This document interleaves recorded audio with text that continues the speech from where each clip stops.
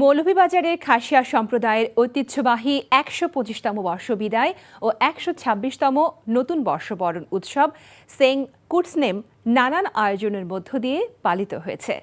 খাসিয়ারা তাদের ঐতিহ্যবাহী পোশাক ও সাজসজ্জায় সেজে নেচে গেয়ে নিজেদের সংস্কৃতি তুলে ধরেন।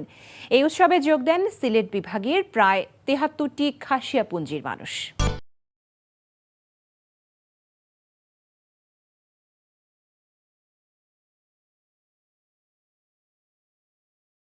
প্রতি বছরের মতো এবারও কমলগঞ্জ উপজেলার মাগুরছড়া পুঞ্জির খেলার মাঠে নানা আয়োজনে ঐতিহ্যবাহী এ উৎসব পালন করা হয়।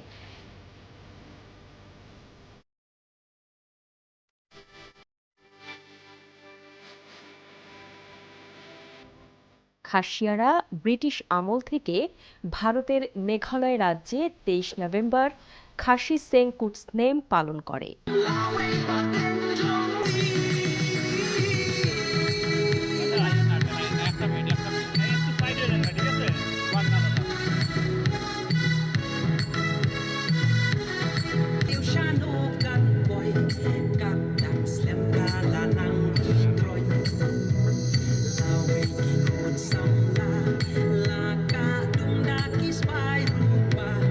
বর্ষপঞ্জি অনুযায়ী বর্ষ বিদায় দিয়ে নতুন বছরকে স্বাগত জানায় মেঘালয়ের সাথে মিল রেখে।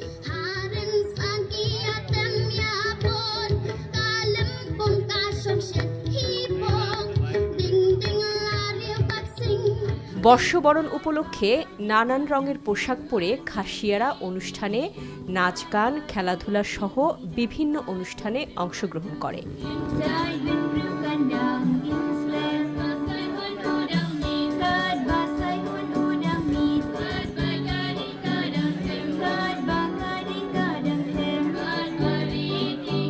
এই উৎসব উপভোগ করতে দেশ বিদেশের পর্যটকেরা আসেন এই আয়োজনে। উৎসবের অংশ হিসেবে বিভিন্ন প্রতিযোগিতার আয়োজন করা হয়।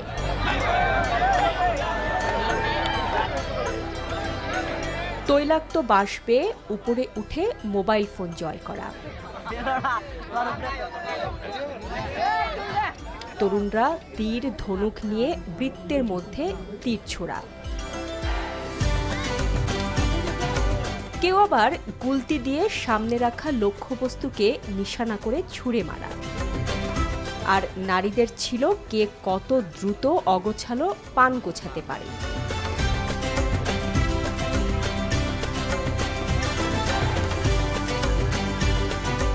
সারা বছর ঐতিহ্যবাহী এই উৎসবের অপেক্ষায় থাকে খাসিয়ারা। এই সময়ে সিলেট বিভাগের বিভিন্ন পুঞ্জি থেকে এখানে সমবেত হয়ে আনন্দ ভাগাভাগি করে। আমাদের আলাদা একটা ক্যালেন্ডার আছে, যে ক্যালেন্ডারে আসলে আমাদের খাসিয়াদের ক্যালেন্ডার মতে আজকের দিনটা হচ্ছে আমাদের বছরের শেষ দিন এবং আগামীকাল থেকে হচ্ছে আমাদের বছরের শুরু দিন। তো এই অনুষ্ঠানে আসলে এটাই আমাদের মূলত এটার জন্য আসা। এই প্রোগ্রামটি হচ্ছে আমরা প্রতি বছরে এই নভেম্বর মাসে উদযাপন করি।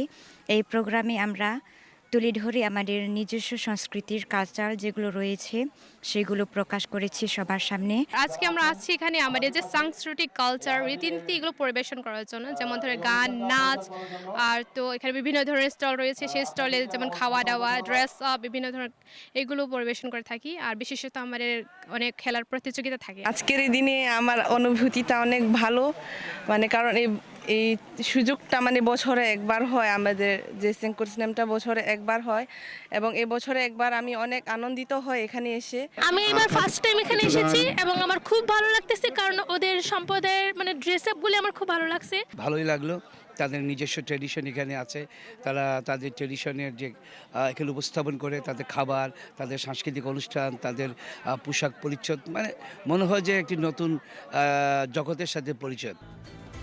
বিভিন্ন জাতি গোষ্ঠীর বসবাস রয়েছে মৌলভীবাজার জেলায়। তারা যাতে তাদের স্বকীয়তা বজায় রেখে অনুষ্ঠান করতে পারে সেজন্য জেলা প্রশাসন তাদের পাশে আছে বলে জানান এই কর্মকর্তা। এই যে বর্ষবরণ এবং বর্ষবিদায় এত চমৎকার হতে পারে, এখানে বিভিন্ন ইভেন্ট আছে এবং সবাই স্বতঃস্ফূর্তভাবে অংশগ্রহণ করছেন এবং বিভিন্ন জায়গা থেকে মানুষ এসেছেন।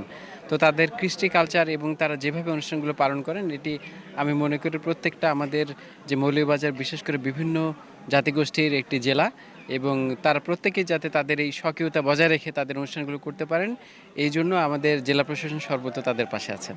প্রকৃতির সাথে ওনাদের যে সম্পর্কটা, এটাই আসলে মুগ্ধ করার মতো। ওনাদের কমিউনিটি নিজেদের মধ্যে বন্ডিং সেটাও খুবই ভালো লাগলো। আর ওনাদের নিজস্ব যে কালচার প্রোগ্রাম বা আয়োজন, এটা আসলে অন্যরকম সুন্দর।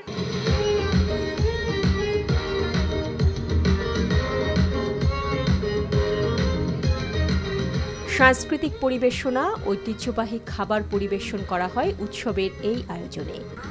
অনুষ্ঠান স্থলের পুরো মাঠ জুড়ে ছিল মেলা, আর বিভিন্ন স্টলে ছিল ঐতিহ্যবাহী পোশাক, পান, তীর-ধনুক, বাঁশ বেতের তৈরি জিনিসপত্রের পসরা। আয়োজনের শেষ পর্যায়ে প্রতিযোগিতায় বিজয়ীদের হাতে তুলে দেওয়া হয় পুরস্কার।